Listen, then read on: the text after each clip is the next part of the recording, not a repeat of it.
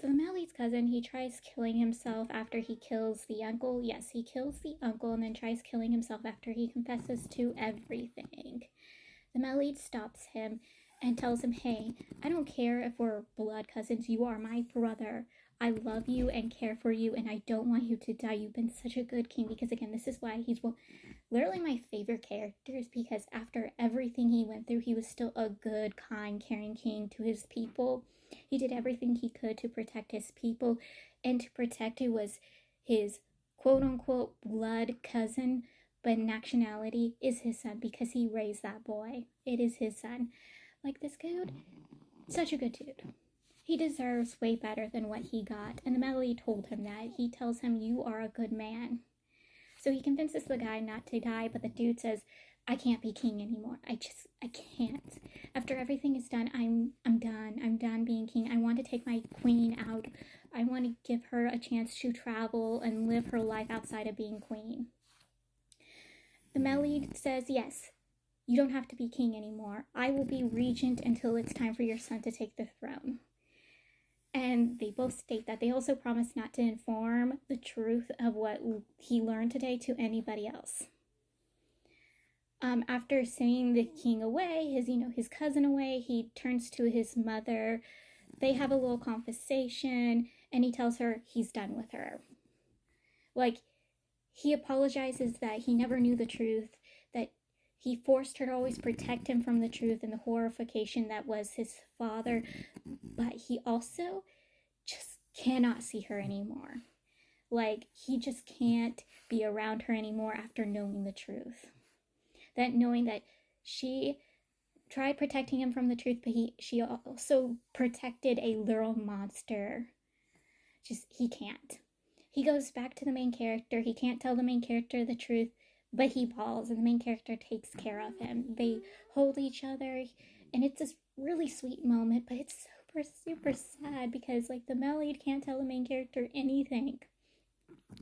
Like, he's literally bawling, and I feel so bad for him. I do. I feel so fucking bad for him. So the Melead's nephew, who is actually his brother, is arguing with the Melead. Like, they're supposed to be sitting down talking about him taking the throne, taking a wife, and producing a child, and he doesn't want any of that. They are arguing, like I said, throughout the series, the nephew has not wanted the throne. He did not want the throne. He keeps trying to get the Melead to take the throne. Just how, like, the Empress Dangron kept trying to force the Melead to take the throne, even though the Melead didn't want the throne.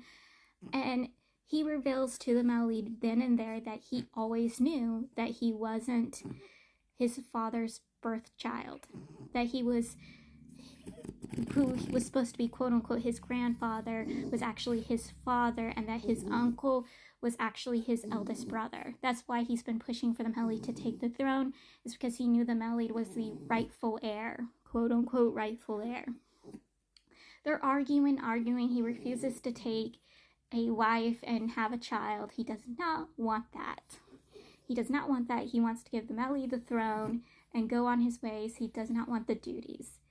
Finally, they stop arguing. He even states that he will take a wife and have a child. Then when he has his child, he will leave. He will just disappear. Like, the Melead can even fake his death and take over as regent until his son takes the throne.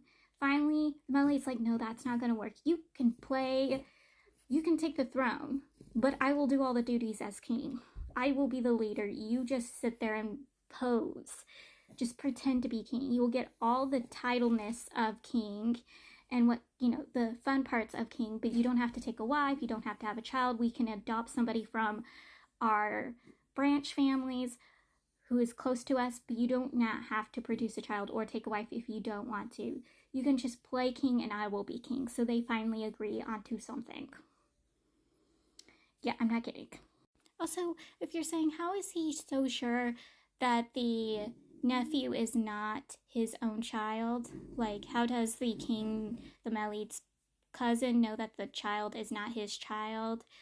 It's because he's never gone to bed with his wife. He's never done. Because what was done to him his entire childhood, he's unable to lay in bed with someone, or specifically lay in bed with a woman. So that is why. And that is super sad.